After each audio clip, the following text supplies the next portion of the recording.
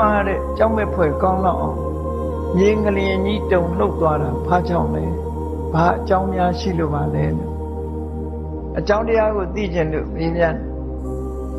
အေးသဘာဝအားဖြင့်လောကဒီကနေ့ထိအောင်ငင်းကလေးတုံလှုပ်တယ်ဆိုတာရှိတာချင်း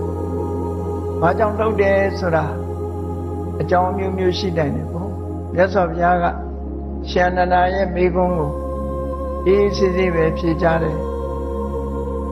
အာနန္ဒာငရင်လှုပ်ဖို့ဆိုတာအကြောင်း၈မျိုးရှိတယ်အဲ့ဒီကအကြောင်းတစ်မျိုးမျိုးကြောင့်လှုပ်ထားတာဖြစ်တယ်ပေါ့သူကသူလှုပ်တာမဟုတ်ဘူးဘာကြောင့်ပဲလှုပ်လို့အကြောင်းတစ်ခုခုတော့ရှိတယ်အေးခုခေတ်ဒီကြတော့အမျိုးမျိုးဖြေထုတ်ကြမှာပေါ့ဘာကြောင့်ငရင်လှုပ်တယ်ဆိုတာအမျိုးမျိုးဖြေထုတ်တယ်မြတ်စွာဘုရားကငရင်လှုပ်ခြင်းရဲ့အကြောင်းတွေကိုဖြေထုတ်ပေးထားတာ၈မျိုးရှိတယ်ဘာကြောင့်ငရင်လှုပ်တယ်ဆိုတာအဲ့ဒီနေရာမှာရှင်အနန္ဒာကိုမြတ်စွာဘုရားကရှင်းပြတယ်အထခောအာနန္ဒဟေတုမဟာတောဘူမိသလတ္တပါတုဘာဝါယကြီးမားတဲ့ငလျင်ကြီးတွေလှုပ်တယ်ဆိုတာဟာ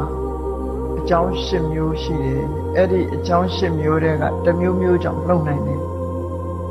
အကြောင်း၈မျိုးကိုမြတ်စွာဘုရားကရှင်းပြတဲ့အခါတဘာဝအကြောင်းတစ်ခုကိုရှေးဥစွာရှင်းပြ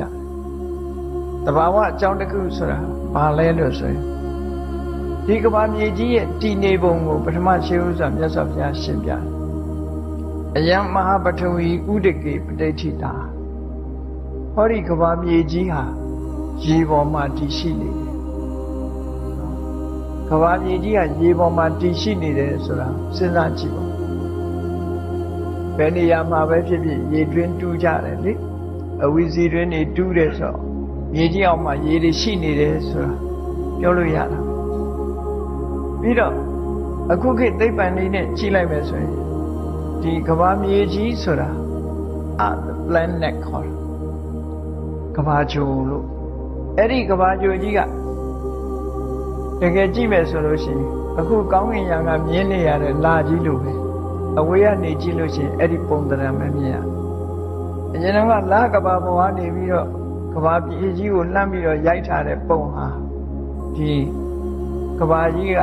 လာကြီးလို့ပဲဝိုင်းဆက်ကြည့်ပြီးမြင်နေရလာပေါ်ပထမဆုံးအချိန်ရောက်တဲ့အချိန်ကနေဓာတ်ပုံရိုက်လိုက်တဲ့ကဘာမြေကြီးရဲ့ပုံသဏ္ဍာန်ဟာလေဝုန်းဝိုင်းပြီးတော့ကောင်းကင်ထဲမှာအနန္တအာကာသအလွန်ကျယ်ဝန်းတဲ့ space ရှိတဲ့မှာဒီလိုပုံပန်းသဏ္ဍာန်ကြီးရှိတယ်